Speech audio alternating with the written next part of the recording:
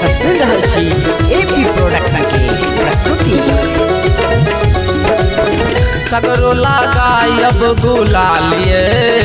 आई मानब नहीं भौजी, सगरो लगायब गुलालिए आई मानब नहीं भौजी,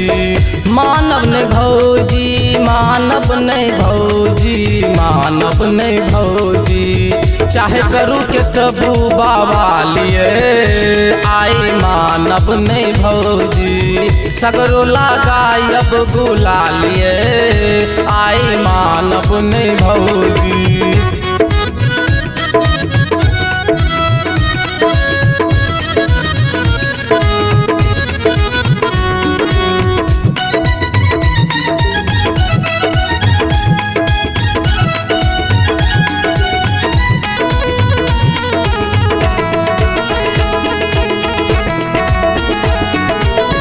सब कियो एतबी बात कहै छै,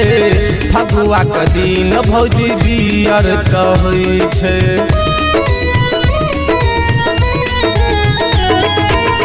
सब कियो एतबी बात कहै छै, फगुआ के दिन भौजी दियर कहै छै, मौका भेटत अगले सालिए आई मानब नहीं भौजी, सगरो लगायब गुलालिए आई मानब नहीं भौजी।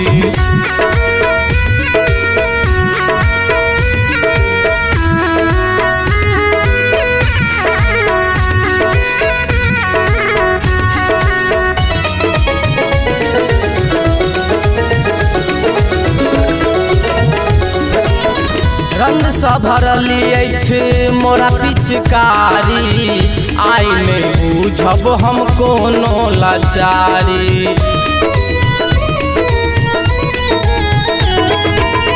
रंग सा भरलिए छै मोरा पिचकारी,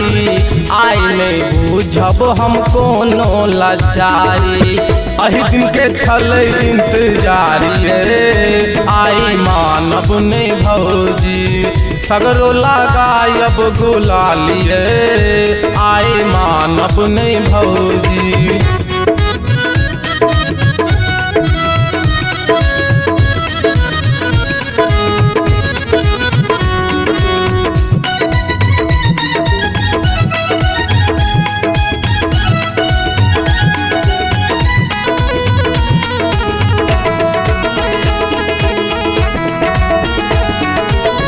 अही दिन के छल हमरा बड़ा इंतजार ये,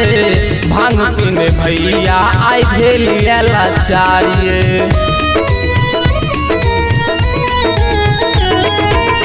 अही दिन के छल हमरा बड़ा इंतजार ये, भांग पीने भैया आई भेलिए लाचारिए, सावरिए मचायत धमालिए आई मानब नहीं भौजी, सगरो लगायब गुलालिए आई मानब नहीं भौजी, मानब नहीं भौजी, मानब नहीं भौजी, मानब नहीं भौजी, चाहे करू के तबू बाबा लिए आई मानब नहीं भौजी, सगरो लगायब गुलालिए आई मानब नहीं भौजी।